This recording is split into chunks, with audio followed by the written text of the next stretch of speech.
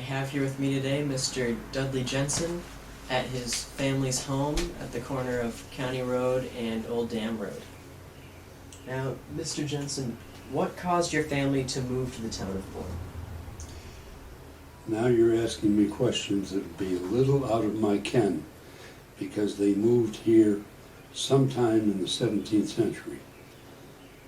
We have communications that show that an ancestor purchased this property from a gentleman someplace in the 1730s.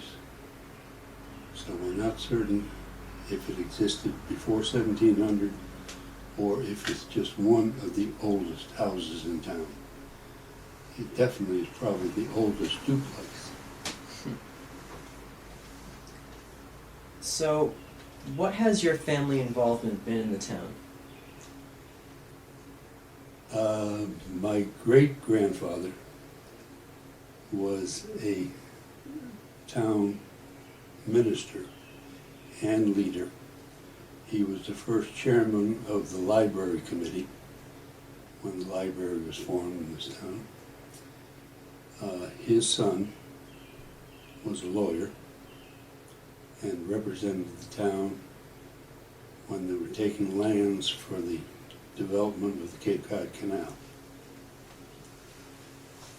Other than that, I would say that they lived here part of the time, and since they also had, through marriage, an affiliation with the General Electric Company, which was headquartered in Schenectady, New York, that I had the privilege of attending 1st, 3rd, 6th, 8th grades at the old grammar school and 4 years in high school, which was very much more preferable than going to a large school in Schenectady. My mother was the Mrs. Chamberlain of the old Bourne Community Building, which was during World War II, the USO.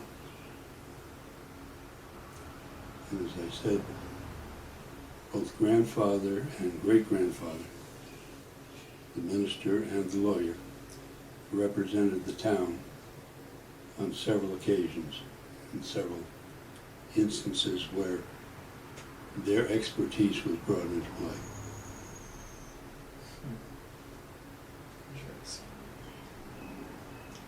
So, what was the effect of the canal on the town of Bourne? I may look 100, but I'm not quite. And we are celebrating the 100th anniversary of the digging of the Cape Cod Canal. The only major changes that I have seen in my lifetime were the succession of bridges. And I've mentioned before that it must have been quite startling for many of the people who lived in Bourne Village and had neighbors, friends, relatives who lived maybe 3 blocks away. And then all of a sudden they widened, deepened, dedicated the Cape Cod Canal, and they were 2 and 3 miles away from that same relative. Mm. So it did separate the town, very definitely. What was it like growing up in the town of Bourne? Again, I was a summer, wash ashore, until I would say it was the 6th grade when we spent the whole winter here. And that would have been the period of the time of the 1938 hurricane, that infamous hurricane. And we also severed the connections with Schenectady, and the grandparents on my father's side had passed away. My mother and father had separated, divorced, remarried. So I became a Bourne Townie. But I'll always be a wash ashore. If anybody that grew up here. Yeah. So, how are things different today? Everything is much swifter, much more sophisticated, much more expensive. But it's just the evolution of mankind in a progressive nation, and certainly I think the United States has been very progressive, and with the increased flexibility of travel. If you stop and think how difficult it would have been to travel, say from Schenectady, New York, here, back in the 1800s, or even before that, the best you could hope for was a good horse and a carriage. Now, it may take you all of an hour if you get on a jet or something of that sort. In the cars and all. Mhm. So, what was your involvement in war? Very simply, everybody in the class of 1943, which was unique, the class at Bourne High School in 43, because of its composition, first of all. Roughly, it had 43 students in the class. It was somewhat transient because people were being transferred in, their families were coming in to the military facilities here on the Cape, and they might be with us for a year or two, and then be separated. But that class had roughly 43 beings. I don't think we were all students. And what was so extremely unique was that 35 of them were of the male persuasion. Every one of those 35 was in the service within 6 months of our graduation. Most of us had already enlisted, and frankly, they sent me home from Camp Edwards and said, get a high school degree and then we'll take you back. So I think that happened with a lot of the boys. And we have tried to stay together as much as possible as a class. And this would be our 71st reunion coming up in about 3 weeks, 4 weeks. The class of 1943 with its 43 students, I think would be hard pressed to come up with 10 who were still existent. I was in the Army Air Corps, which became the Air Force after the war, and experienced at 2 or 3 colleges, several degrees. I transferred over into the United States Coast Guard and retired after some 40-some years of civilian active duty as a commander. And that was like 6 years ago, 7 years ago. So, what was education like for you back then? You knew your teachers.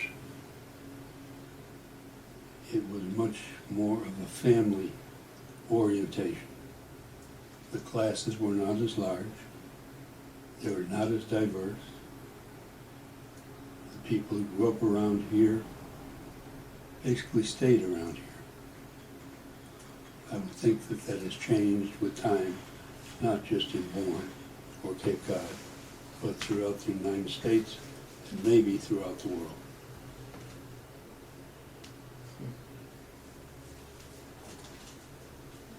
So could you tell me a little bit about this house that we're in right now? I can tell you that it is one of the oldest houses in town. We cannot authenticate the exact period in time when it was built. However, there are records in the Barnstable County Courthouse showing that it was sold by a gentleman by the name of Bumpus to the Chamberlain family, or the Brooks/Chamberlain family, someplace circa 1730. So it precedes that. How far, I don't know, whether it actually goes before the 1700s. That's a question that I did get an expert genealogist up here to try to verify. He was did that sort of work for Colonial Williamsburg and was a good personal friend. Unfortunately for both of us, he dropped dead before he could finish validating the age. And they do that by analyzing the timbers, figuring out how old the wood is it's built on. This house is called Marshy. What is the reasoning behind that? My grandmother, Chamberlain, had a habit of naming every home that she lived in. When it was initially constructed, it was all in one family. However, different branches of the family owned one half or the other half of the building. And my grandfather Chamberlain and great-grandfather owned, respectively, the two sides. So your great-grandfather was a very respectable person in town. What types of jobs did he hold? Well, he was first of all a minister. But ministers in those days probably had as great, if not a greater influence than they have on society today. And a man with a background, he was a cum laude graduate in Phi Beta Kappa from Harvard, who studied abroad at Heidelberg before getting into the ministry. His family originally came from Sandwich. His father was keeper of the poorhouse in Sandwich at one time. They moved to Cambridge, but still kept emotional ties anyway with Cape Cod. And he was responsible, at least partially, for the construction of this house, but it had been a joint venture and it was always on two deeds. And they were related. One interesting fact is that they theorize, historians do, that he was born and died in the same room in this house. There was just a difference of about 80 to 90 years in between. And what was your great-grandfather's name? Well, there was Charles Frederick Chamberlain, who was the son, who was the lawyer. Nathan Henry Chamberlain was the minister. Without naming different religions, he became disenchanted during the Civil War era with the religion that he was preaching, and he left the church. And within a year was reordained in the Episcopal Church. And of course, we think of different sects within Christian religion. They do constantly change. The church that you and I are referring to in Bourne Village was the Methodist / Episcopal Church, even as I was growing up. Now it's the Methodist Church.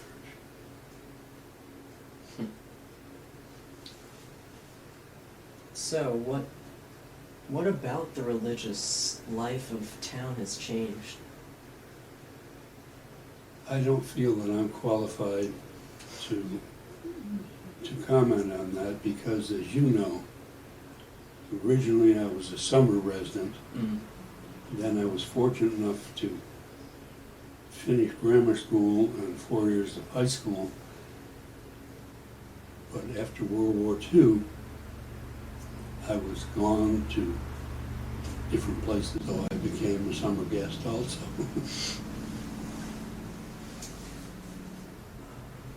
But my mother continued to live here until she passed away. And that's how the Chamberlain-Jenson connection ended up the way it is today. Now, why was Bourne considered such an ideal place for government and etc.? Well, I don't know that I'm qualified to tell you exactly why, but my own interpretation would be you have the President of the United States in a period of time when flexibility and ability to move around had increased from the time of the old stagecoach to the railroad train. President Grover Cleveland purchased property, which we call Gray Gables today. He named it. And the center of governance actually moved, not directly here, but in the summertime, when he would spend as much time at Gray Gables as he could. All of his connections with Washington would be, whether they were foreign or domestic, people coming up to see him by train or by boat. And considering that we're talking about sailing ships, the train probably was a little more preferable to most of them, especially visiting dignitaries and so forth who came to see the President of the United States. Summers in high school, I worked for Toucey Brothers Florist, as did 3 of the Toucey brothers themselves. We were in high school together, but that was a source of income and something that kept me from getting in too much trouble in the summer. Mm. So, could you tell me a little bit about some of the, do you know anything about some of the older houses in town? This has always been, to my mind, a beauty of the town of Bourne, is the individuality of the separate villages, each of which has its own history, and each of which had relatively little intercommunication, that people here in Bourne Center were not that likely to have an interrelationship with people Sagamore. Because you remember that this was all part of the town of Sandwich. And it got its own recognition in, I believe, the 1870s. I wouldn't swear to the exact date, but we do know that the motivating force was the fact that town meetings still controlled the governance of the whole town. And strangely enough, people had to go 15 or 20 miles by horse and buggy to get to the town hall in Sandwich. And many of the items of intense debate that affected this part of the town, North Bourne,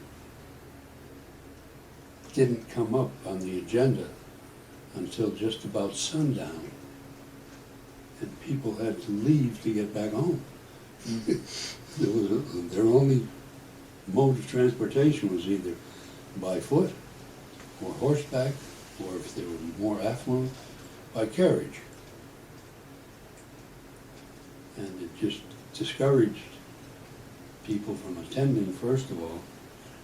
They weren't getting the respect that they felt that they were due as a unique entity by the governing bodies in Sandwich, and appealed to the State House for several years before they got political support that was necessary to encourage the vote to change Sandwich to where it stops at the Sagamore Inn, or starts Sagamore Inn.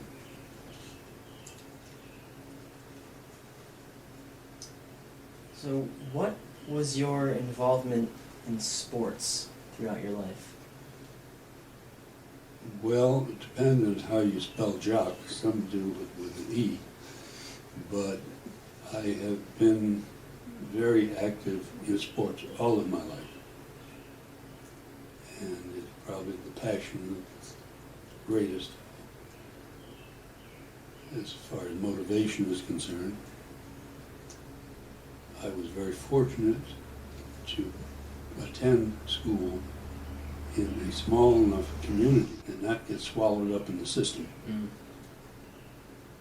Because of that, I was able to play basketball for Bourne High School for 4 years. And as I mentioned before, 1943, right at the height of World War II, and we had this class that was predominantly male, and we were good enough basketball-wise to win 23 games and lose 2. Huh. That is quite One by rare. 1 point in the middle of the season, and the other by a couple of points in the MIT tournament, which was held that year. It was not at it was at Tufts University that year. And we were the first team from Cape Cod to ever be invited to participate. And we got to the semifinals where we lost by 2 points. Darn. But those boys on that team, every one was from the class of 1943. So you lost by 2 points and you only lost 2 games. Mm-hmm. It's quite a record. And Middleborough beat us, and this is not for the tape. Middleborough beat us at Middleborough. Ah. And if you can imagine the experience we had, that was quite unique to go that far away.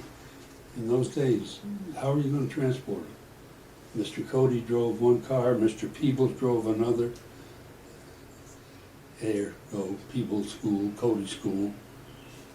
It just happened that they were interested in athletics to begin with, and the oldest Peeble boy was one of the class of 1943. The oldest Cody boy was a class of 1942, so they wouldn't let him play on the varsity, even though he was better than a lot of us. So I've lost my train of thought about this, but we were encouraged to be involved in sports. And that's what it takes, the support of your family and your friends to make it worthwhile. Now, what was your great-grandfather's connection to President Grover Cleveland? They were personal friends. As I said, the Brookside Fishing Club, he and Cleveland fished together many times. Because of his prominence here in town as the minister, as the chairman of the library board, he was involved in politics. Mm. They gravitated together. And both of them had college degrees. And stop and think how many people in the 1870s or 80s, period, had a college degree. And certainly how many from the town of Bourne. Mm. Practically few or none. And with these other people who were coming in and spending the summers here maybe to be close to the president, there was probably a lot of intellectual interplay. So the things that they did in this town were reflected by the actions that these visiting political entities took when they got back to Washington or the big cities or whatever it was. And as I mentioned when we were talking about grandfather's, not great-grandfather, but grandfather's involvement, that he was on the Board of Selectmen, but he also represented the town legally as town moderator and also town representative and as a lawyer, and was appointed by the town to go to Washington to plead the case of Bourne vis-a-vis the intrusion of the Cape Cod Canal. Because it didn't happen overnight. They took properties by eminent domain, and properties many times sat there for months, if not years. And that was one of his political arguments. Look, you take our property by eminent domain, so we can't use it. We can't use graze on it and so forth. It belongs to the United States government. Then you don't do anything with it. And it just sits there. So he was a motivating force, I guess, in getting the powers that be to contact someone who was capable of doing it, building the canal. That was the first canal he'd ever built, by the way, although he built the subway in New York. So, what was your connection with the Boy Scouts of America? A very unique connection, and that with being here or in New York, pardon me, I never became affiliated, other than briefly, with any local Boy Scout group. And as fortune would have it, when I became affiliated with the Boy Scouts of America, it was because of my background in aquatics, and that I had been involved in aquatics, and that I was qualified as a water safety instructor. Oh, all right. They came to Springfield College recruiting. I think they started the first year, they had 6 of us. What they were asking us to do, they would pick up the check, they'd pay our way, feed us, what have you, but it would be on your resume, to go to Mendham, New Jersey, to the National Boy Scout Aquatic Center.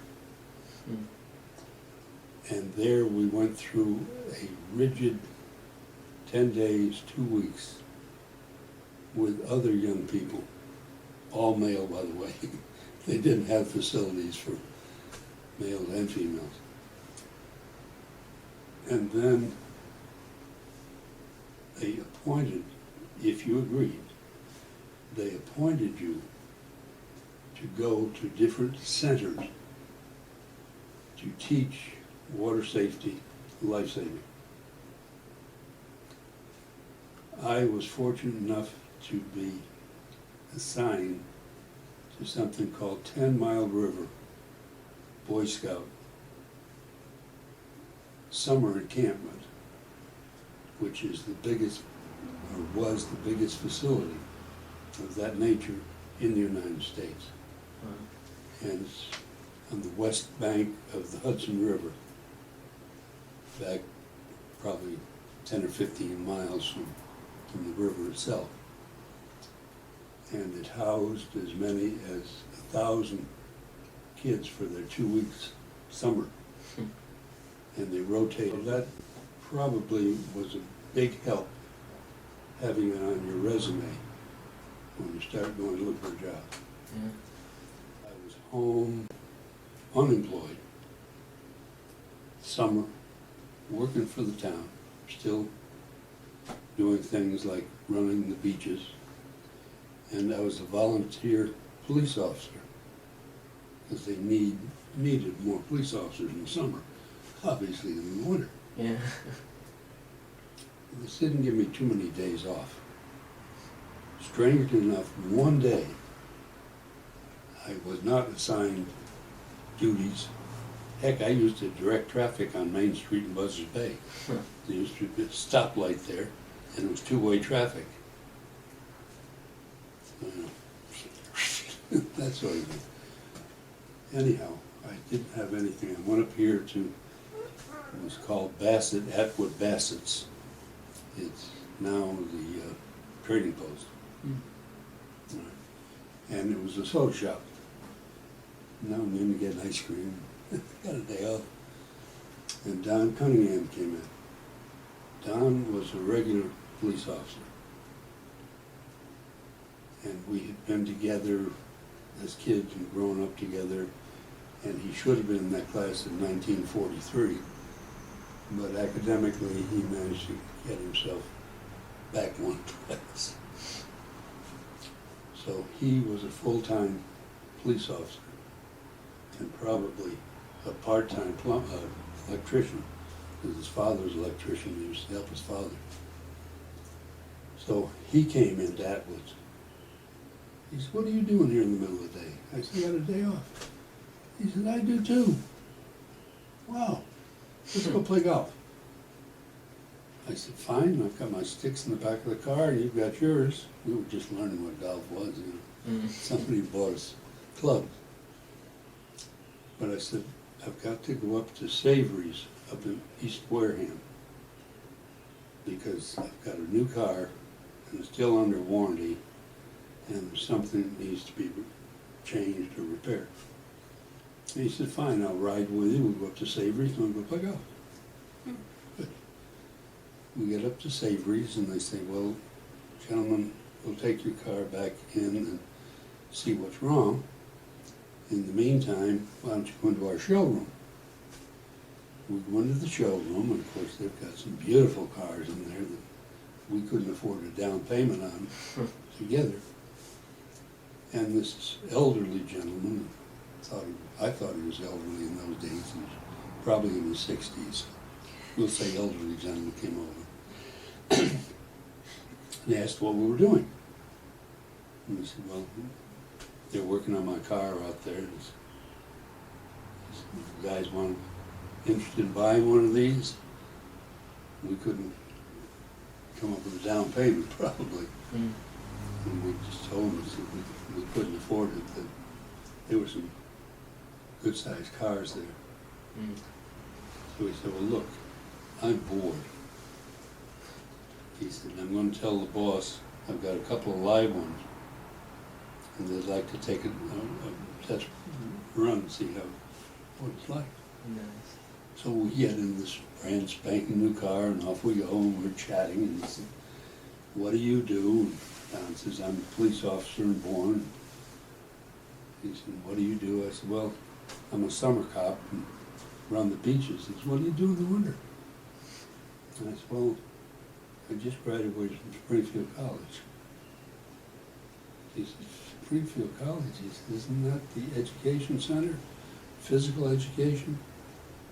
I said, "Yes, that's what it's noted for." He said, "Well, strange." He said, "My son who's been doing summer school work at the University of Syracuse, has just been appointed chairman of the Department of Physical Education at the College of William Mary in Williamsburg, Virginia." What about that? He said, what are you gonna do this winter? I said, I don't know, beach bum, I guess. I go to Florida. Well, why don't you stop and see him? I'm thinking, wait a minute. I'm gonna go to Virginia and just stop through and say, hey, by the way, you got a job here for somebody? So I kinda laughed it off, but he said, give me your phone number. I got a phone call about 10 days later. My Danish grandmother took it. She was down here visiting right in that room there. She called me Usses, which would mean something in Danish, I don't know. She said, you have a phone call came for you from Mr. Schmidt. Mr. Schmidt. Yeah, he wants you to call him. Something about Williams and Mary. I began to put all this together and figured out this must be the son that they were talking about. So I called him. He said, well, I'd like to talk with you. He said, everybody that we have down there in that department is basically an assistant football coach or head something. Physical education as such, we're rather limited. There are only 2 of us that have degrees that do all the teaching. He said, and I really do need some help. So, sure enough, I went down to Williamsburg. This is before there's an interstate system. So it's like going on County Road from here to Williamsburg, Virginia. I will admit the Jersey Turnpike had already been built, but the interstate system, which came under Eisenhower, had not developed. So I'm getting lost. I've gotten to Richmond, Virginia, and I've still got 58 miles to go. I'm on a 2-lane road, and I'm somewhat lost. Now, I don't know that I was praying, but I probably was. And all of a sudden, through the murk and the mire, Jenson's Motel. I can't believe it. I didn't think there was anybody south of the Mason-Dixon line named Jensen. But I stopped. I identified myself. They said, well, would you like to come in? I said, I'm looking for a place to sleep. So for $5 or something, they put me up for the night and gave me free paper in the morning. And then I went on to Williamsburg. And the rest became partial history. I was fortunate enough to teach for them for over 40 years.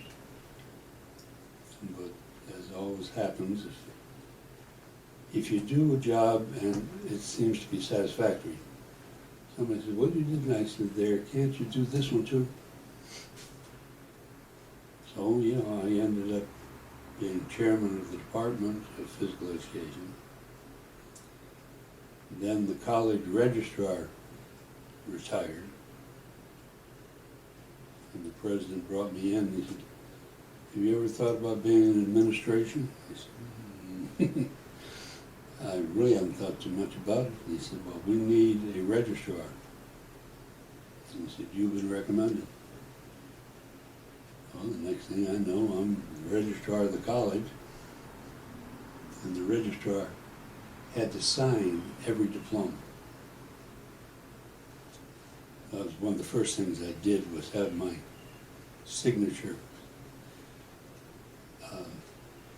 put on a stamp pad sort of things. Stamp it, put it on there, but had to have Dudley Jenson on every diploma. That was William Mary, and they were lacking a swimming coach. And I said, well, I've never swum competitively. They said, heck, we don't have anybody that can even wade. So I became the swimming coach for 40 years. And was fortunate enough to be elected to the William Mary Hall of Fame. And then I was given an honorary degree. And that's about it. Some good history.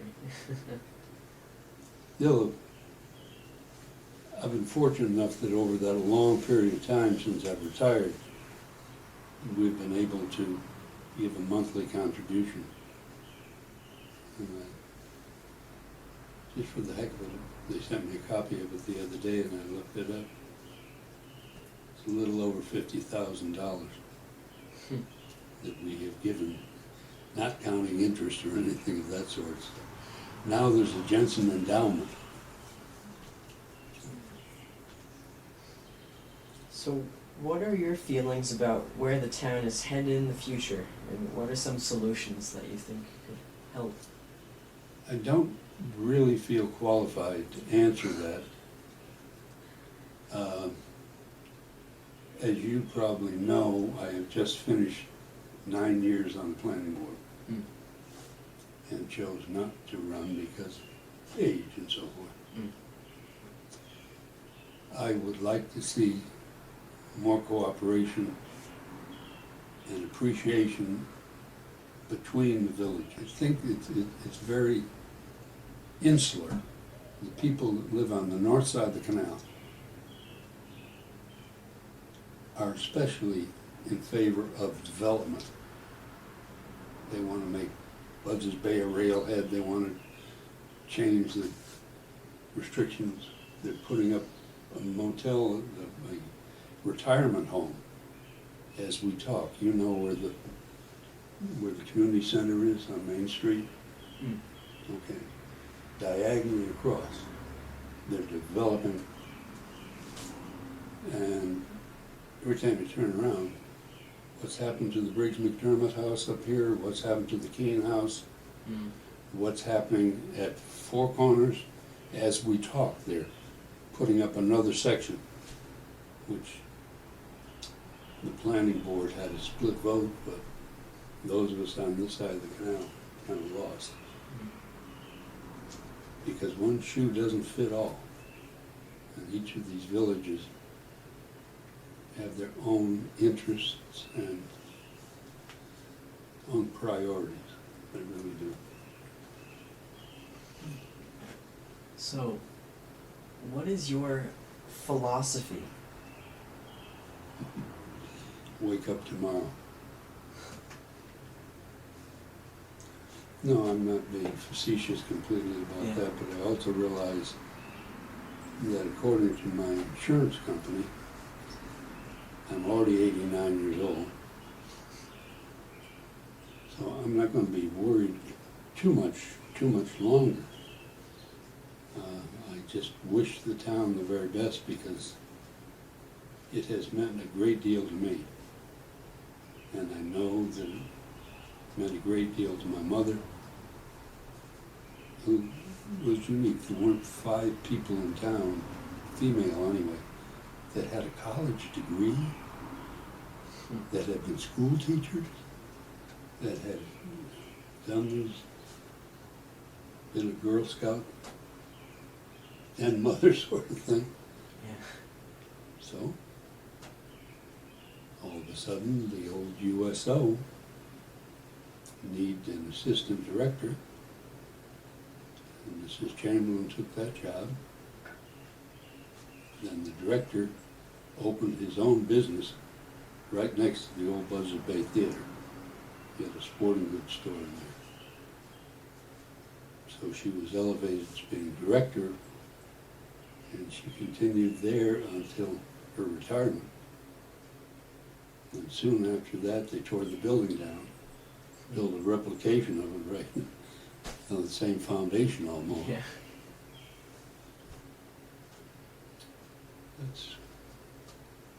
And there's an awful lot of nice people that live here. I like their form of governance. I like the fact that they have a town meeting. And if you have interest in your town government, all you have to do is show that you have a right to vote, and you can go in and speak your piece at town meeting. So, before we go, is there anything else that you would like the town to know about your history? I don't know. I probably would have told you if I knew, if I thought of anything.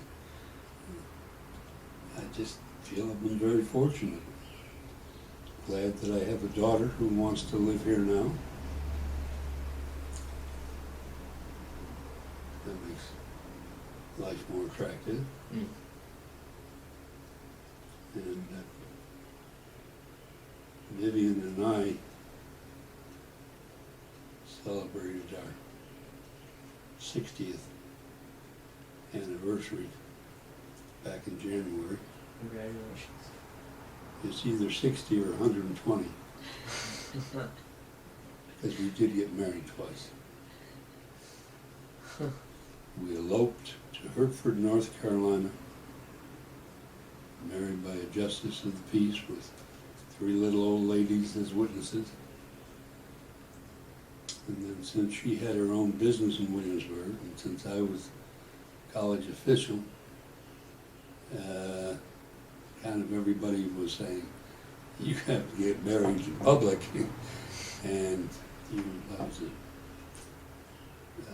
on the vestry at Bruton Parish Church, which is probably the most famous Episcopal church in the United States, where all the presidents, many of the presidents, have attended. Matter of fact, I was there when Lyndon Baines Johnson made his infamous statement about people in governance, for which he would never forgiven. And I was a lay minister.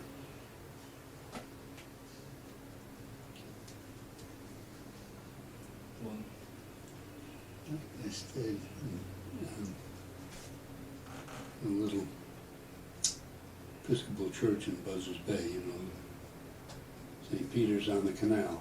mm. You probably know the story of it, but if you don't, it was a little church up in Hull, Massachusetts. And it was basically a summer church. This, hardly when the summer crowd came, and the rest of the time it sat empty.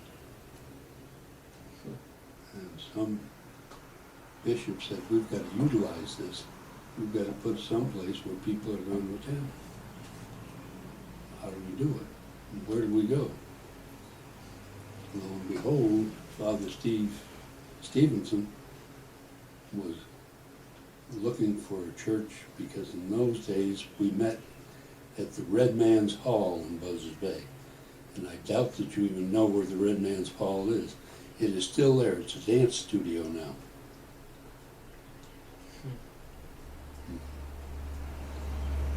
And so he talked them into putting a little chapel on a barge and towing it down here. It's been here ever since. It's doing quite well. Things have changed, as they should. I never quite envisioned having a minister who was of the female persuasion, but we do. And she's very capable. And her husband is retired, but he's an organist. So he plays the organ if he isn't being assigned by the diocese to go down Cape and play, or other people. He's quite good. And occasionally I see people that I've known for 50 or 60 years. Life isn't that awfully bad. It's been good to me. It's been very good to me. Thank you very much. My pleasure, and thank you for having the interest, taking the time. We'll look forward to hearing from you. Thank you.